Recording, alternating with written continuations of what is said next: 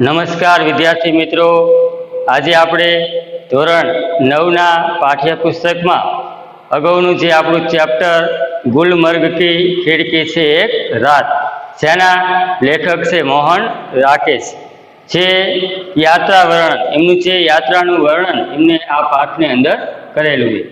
અગાઉના લેક્ચરમાં આપણે જોયું તો લેખક મોહન રાકેશ જે श्रीनगर जो गुलमर्ग शहर से ત્યાં पहली बार गुलमर्ग जाने पर लेखक को वहाँ कुछ भी आकर्षक नहीं लगा था।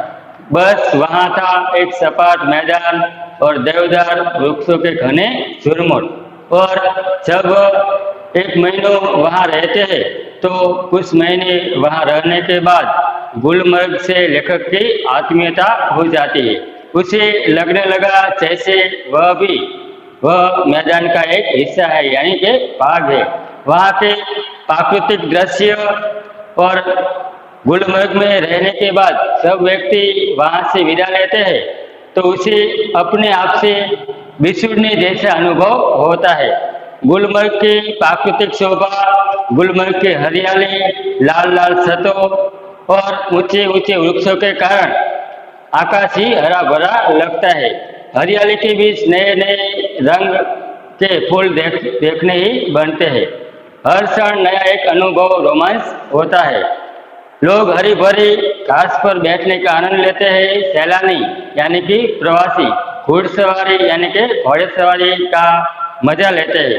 गुलमर्ग की शाम और सूर्योदय का भी एक बहुत ही नज़ारा देखने को मिलता है।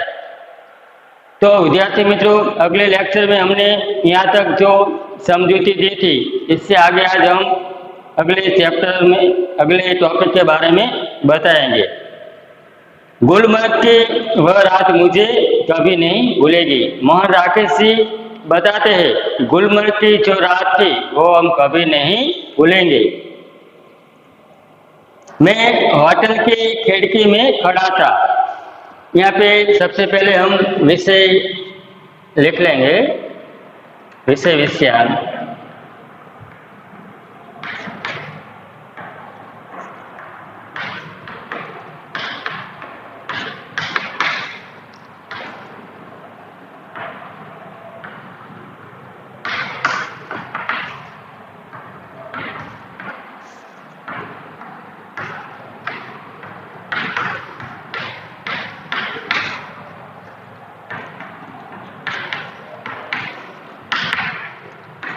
मोहन राकेश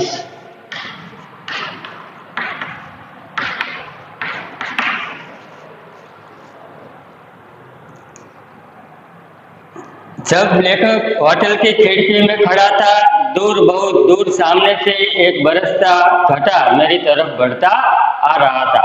जब गुलमर्ग में मोहन जी एक दरवाजे पर खड़ा था तो दूर से एक बरसती घटा उसकी नजर सामने आई। मैं प्रतीक्षा कर रहा था, प्रतीक्षा यानी कि इंतजार, कब मुझे वह मुझ तक पहुंचे और मुझे अपने में लपेट ले। मोहन राकेश जी ये बरसती घटा का इंतजार, प्रतीक्षा कर रहा था कि कब वह मुझ तक पहुंचे और मुझे उसकी घटा में लपेट ले। बरसती घटा में घिर जाने से बड़ा सुख मैंने बहुत कम जाना है। लेखक मोहन राकेश जी ने बताया है कि बरसती घटा में जो सुख है वो सुख मैंने कभी मिला नहीं है, इसीलिए वो वही सुख पाने के लिए बहुत उत्सुक है। घटा ऊपर से घिर आए और व्यक्ति को छोटा करके उस पर छा जाए, यह इससे अलग स्थिति है। लेखक ने बताया है कि जो बरसती घटा है उस पर घिर जाए और व्यक्ति को छोटा करके उस पर छा जाए, यह इससे अलग स्थिति है। इस बार आती हुई घटा का हर संकेत मेरे सामने था और मैं उसके बराबर का होकर अपनी खिड़की में खड़ा उसे बुला रहा था। बरसती घटा का जो नज़ारा देखकर मोहन राकेश जी ने लगा कि वे घटा मुझ पर घिर आए और मुझे छोटा करके उस पर छा जाए। इस स्थिति में जो उसका संकेत था वो सामने था। उन्होंने खिड़की में खड़े होकर उसे बुला रहा था कि आ। मैं तुमसे कमजोर नहीं हूँ। लेखक ने बताया कि मैं भी इस घटा से बहुत कमजोर नहीं हूँ। हवा तेज थी, तेज यानी कि बहुत जल्दी थी, मगर घटा तेजी से नहीं बढ़ रही थी, क्योंकि हालांकि तूफान बहुत बड़ा हुआ था। मोहन राकेश जी ने बताया कि जो बरसती घटा का जो तूफान था बहुत तेजी से आगे बढ़ता आ रहा था। बार बार जोर की गरज होती थी। जोर यानी कि झोंम। यहाँ पे अपरिचित शब्दों है, मैं बोर्ड पर लिखूंगा, आप भी मेरे साथ साथ लिखना है।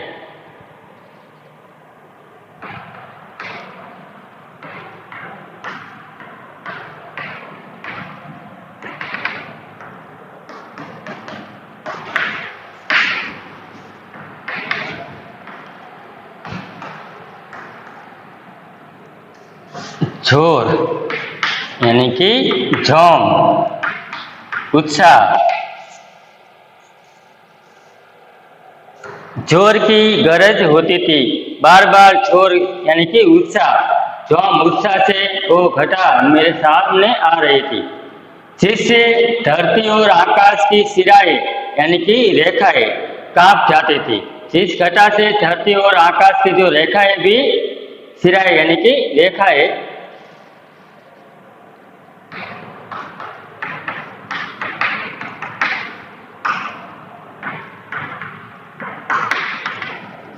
रेखाएं कांप उठती थी। बार बार सामने के चित्रपट पर बिजली कौंधती थी और बरसती घटा में बार बार बिजली भी कौंधती थी और प्रकाश का वह भयानक विस्फोट हर चीज को नंगा कर जाता था। बिजली के जो प्रकाश था वो हर चीज को नंगा यानी कि अंधकार भरा हो जाता था। मैं खुश था कि थोड़ी देर में ये बूंदे मेरे ऊपर बरसेंगी। मोहन राकेश जी ने बहुत ही आनंद हुआ कि थोड़ी देर में ये बरसती घटा वही मेरे ऊपर बरसेंगी। बिजलियों का यह कहर मेरे ऊपर टूटेगा। लेखक को पता चला कि बरसती घटा मेरे सिर पर बरसेंगी और बिजलियों का यह कहर, कहर यानी कि अत्याचार।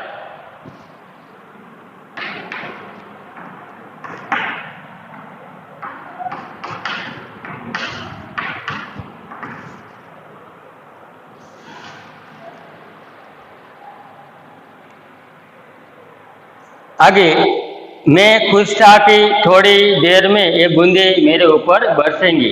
बिजलियों का यह कहर मेरे ऊपर टूटेगा। कहर यानी कि उत्साह। मोहन राकेश जी को लगा कि बिजलियों का यह अत्याचार मेरे ऊपर टूटेगा। मैं बाहें फैलाकर सामने से उसे अपने ऊपर लेने के लिए तैयार था। मोहन राकेश जी वो शुभ घड़ी थी उसी का इंतजार करने में लग गया था। उन्होंने लगा कि मेरे सामने जो ये बरसती घटा बिजलियों का पुकार बार बार बरसेगी और मेरे पर कहर मचाएगा और मैं उसका बाहें फैलाकर, हाथ फैलाकर उसका स्वागत करने के लिए तैयार हो गया। तो आज हमने देखा कि लेखक ने एक रात का अविस्मरणीय अनुभव, पाठ का जो सार है आगे का,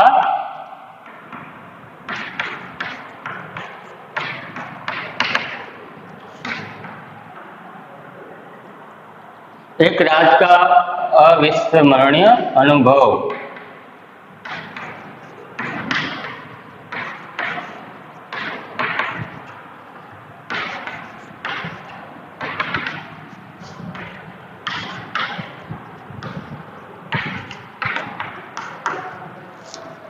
एक रात थी जो लेखक ने अविस्मरणीय अनुभव उन्होंने मिला था। एक रात लेखक अपने होटल की खिड़की में खड़ा था। दूर सामने बरसती घटा उसकी ओर बढ़ती जा रही थी। लेखक चाहता था कि वह घटा मेरी तरफ पहुंचकर उसे अपने में लपेट ले यानी कि समावेश कर ले। हवा तूफानी थी और बादलों की गर्जना के साथ बिजली भी चमक रही थी। लेखक बरसती घटा का आनंद लेना चाहता था, लेकिन तूफान रुक गया और लेखक की इच्छा पूरी नहीं हुई। तो आगे की बात, लेखक ने देखा कि ये बिजली और ये बरसती घटा मेरे सिर पर आ जाएगी। मगर अचानक हवा रुक गई। सहसा एकाएक हवा रुक गई। बढ़ता हुआ तूफान जहाँ का तहाँ ठिठक गया। जो आगे बढ़ता हुआ तूफान था वो वहीं वहीं ठिठक जाना એટલે કે रुक जाना।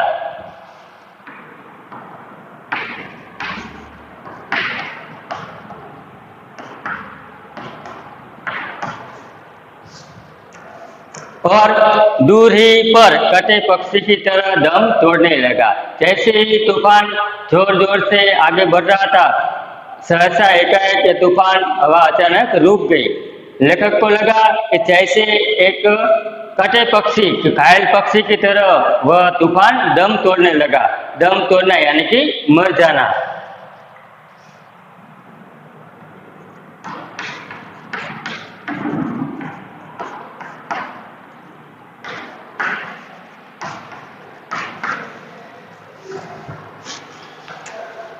आगे बढ़ता हुआ तूफान कांच का जहां ठिठक गया और दूर ही कटे पक्षी की तरह दम तोड़ने लगा।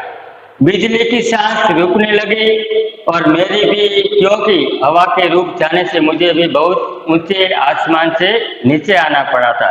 लेखक को बहुत शौक था कि बरसती घटा और बरसेंगी बिजलियों का यह कहर, और वह कहर मेरे पर टूट पड़ेगा और मैं बाहें फैलाकर उसका स्वागत करूंगा।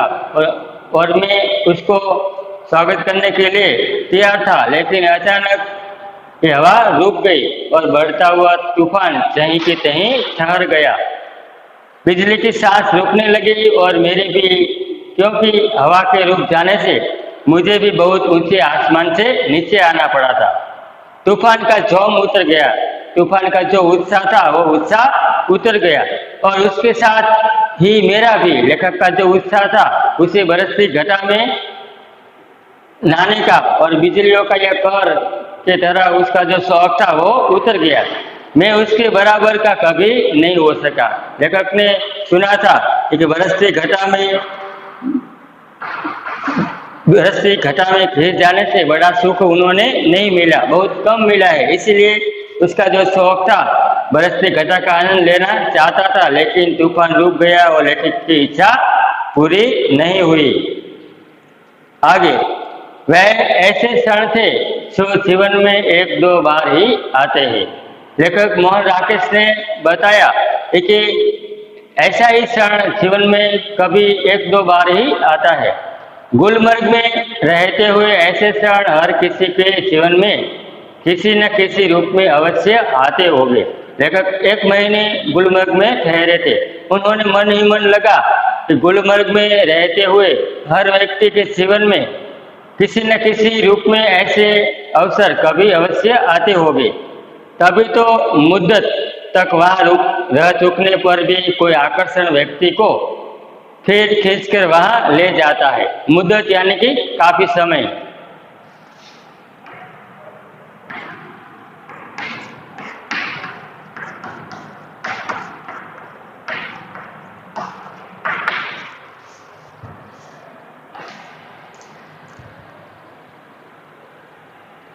कभी तो मुद्दत तक वहाँ रह चुकने के पर भी कोई आकर्षण व्यक्ति को फिर खींचकर वहाँ ले जाता है। गुलमर्ग का प्राकृतिक सौंदर्य ही ऐसा है।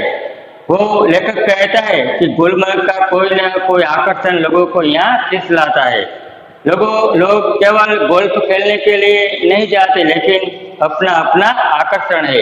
यहाँ पे पाठ का सार आगे का अपना अपना आकर्षण।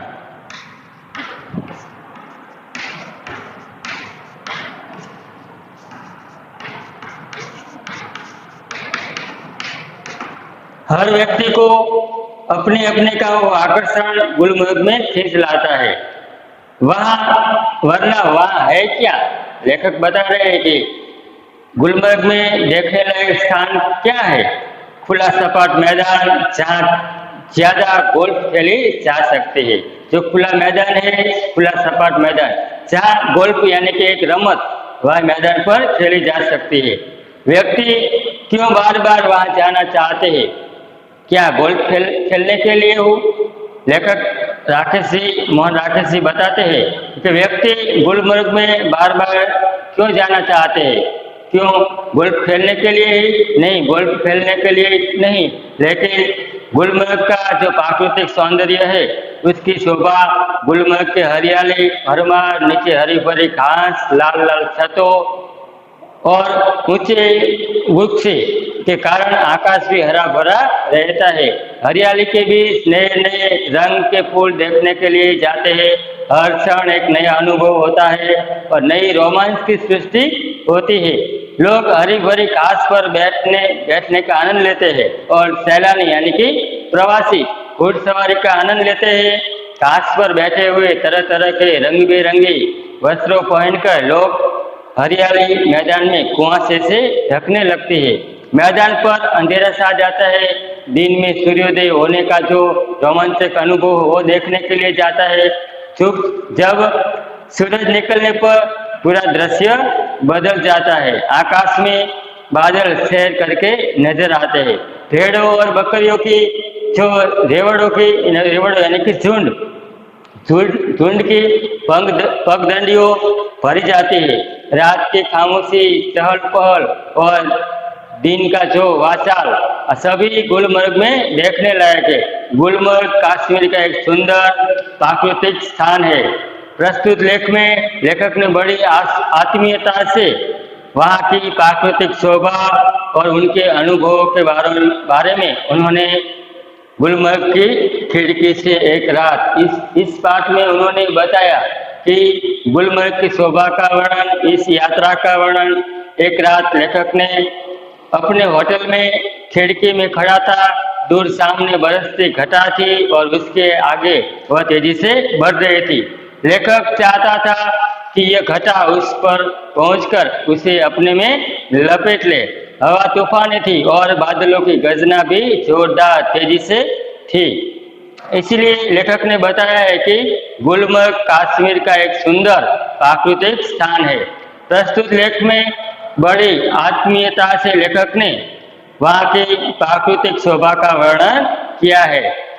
तो विद्यार्थी मित्रों, आज हम इस पाठ गुलमर्ग की खिड़की से एक रात इस स्वाध्याय की समझौते के बाद इस पाठ में जो महत्व के व्याकरण लक्षी पॉइंट है उसके बारे में चर्चा करेंगे। जो मैं यहाँ बोर्ड पर लिखूंगा वही व्याकरण के महत्व के जो टॉपिक है वो आपको अपनी नोटबुक में साथ साथ लिखना है।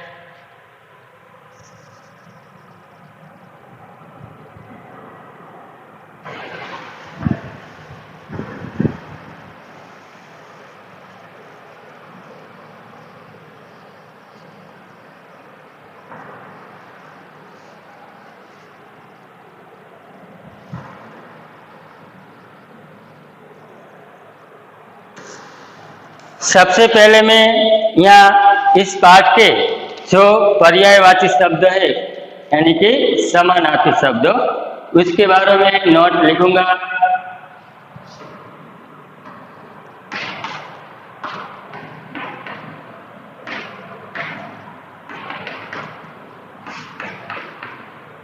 पहला है पर्यायवाची शब्द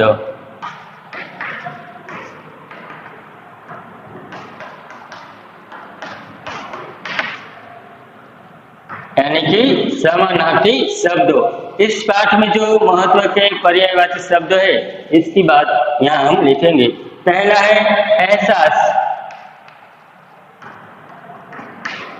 एहसास इसका समानार्थी है अनुभव।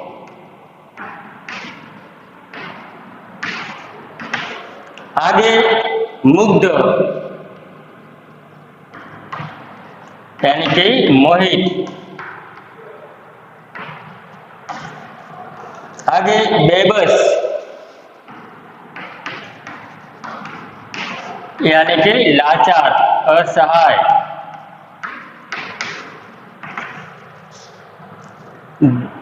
द्वीप यानी कि टापू। आगे सहसा यानी कि अचानक। आगे रेवड़, रेवड़ यानी कि झुंड। आगे शब्द है कहर यानी कि अत्याचार। कहर यानी कि अत्याचार। आगे का शब्द है आत्मीयता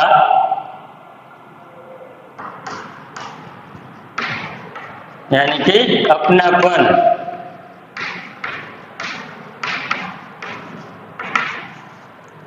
आगे ठिठकना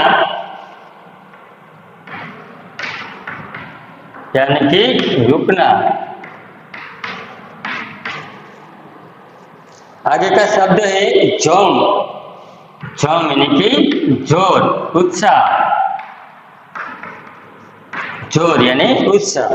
तो आज हम इस पाठ के पर्यायवाची शब्द है एहसास, इसका अर्थ है समानार्थी। अनुभव, मुग्ध तो मोहित, बेबस, असहाय, लाचार, द्वीप, टापू, सहसा, अचानक, एकाएक, रेवड़, पगदंडी, झुंड, कहर, अत्याचार, आत्मीयता, अनुभव, ठिठकना यानी कि रुकना, झोम, जोर और उत्साह। तो इससे आगे हम इस पाठ की जो संधि है, संधि के बारे में बताएंगे। संधि यानी कि विग्रह करना। जो यहाँ पे पहला शब्द है प्रतीक्षा, तो इसका हम विग्रह कहते हैं प्रतिवता इच्छा। दूसरा वातावरण, उसका जो विग्रह है वात वता आवरण, वात प्लस आवरण। आगे यद्यपि, उसका विग्रह है यदि प्लस अपि। और सर्वोत्तम यानी कि सर्व प्लस उत्तम। तो यहाँ पे हमने संधि का जो महत्व की संधि है उसी का विग्रह करके बताया है। तो पहला शब्द है प्रतीक्षा, प्रति प्लस इच्छा। वातावरण, वात प्लस आवरण। यद्यपि, यदि प्लस अपि। सर्वोत्तम, सर्व प्लस उत्तम। तो आज इसका जो संधि हमने यहाँ लिखी है वो आपको अपने नोटबुक में साथ साथ लिखना है। आगे हम बताएंगे शब्द समूह।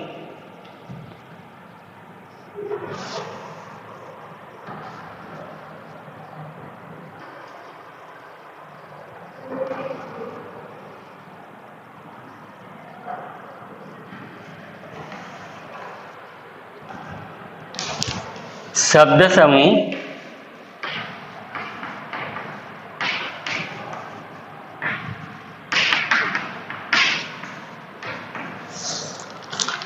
पहला शब्द है जहां तीन रास्ते मिलते हो।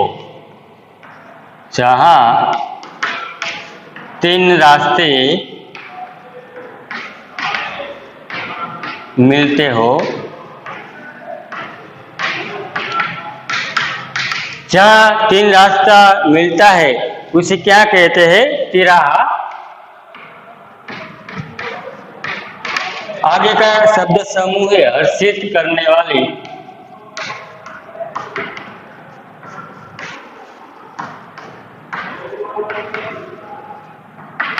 यानी इसका जो शब्द समूह है उसे रोमांचक कहते हैं। आगे का है अपनी ओर खींचने वाला। अपनी ओर खींचने वाला, इसे क्या कहते हैं? आकर्षक।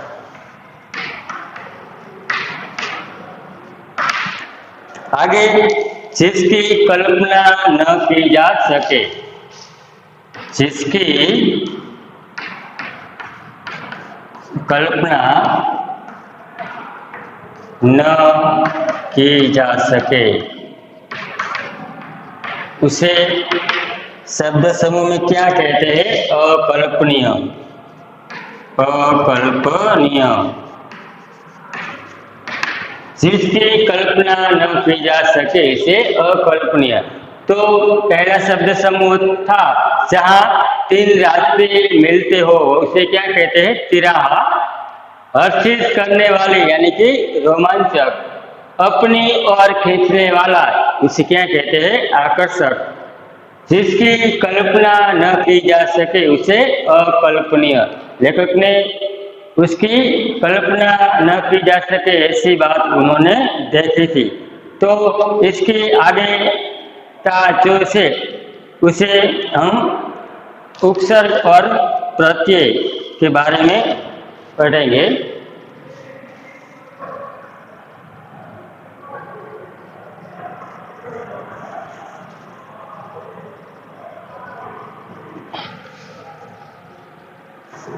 पहले उपसर्ग।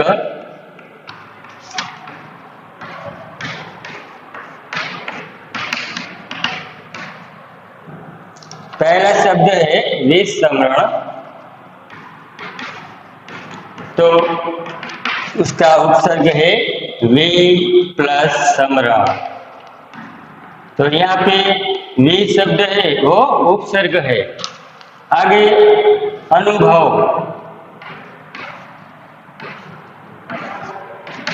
इसमें अनु प्लस भव। अनु शब्द उपसर्ग है। आकर्षण। इसमें आ प्लस कर्षण। तो आ शब्द है वो उपसर्ग है। बेरंग। बे प्लस रंग। तो बे शब्द है वो उपसर्ग है। अपरिचित।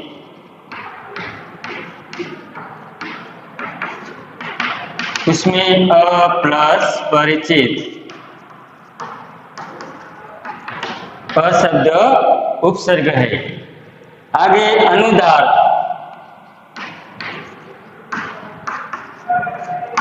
अनु प्लस उदार। तो अनु शब्द उपसर्ग है। आगे आयोजन।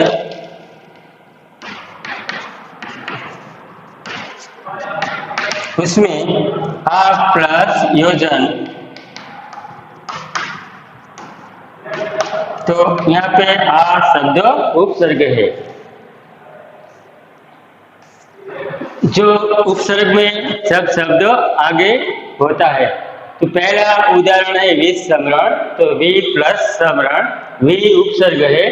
अनुभव, अनु प्लस भव, अनु शब्द उपसर्ग है।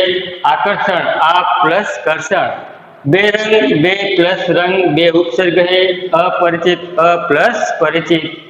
अनुदार, अनु प्लस उदार। आयोजन, आ प्लस योजन। तो आ शब्द उपसर्ग है। तो इससे आगे हम प्रत्यय के बारे में बताएंगे।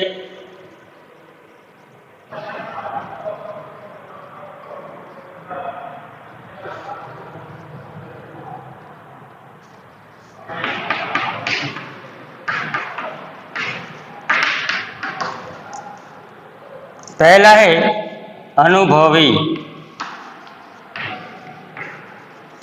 तो इसका विग्रह करते हैं। तो अनुभव प्लस ईय यानी कि अनुभवी। अनुभवी शब्दों में ईय प्रत्यय प्राकृतिक।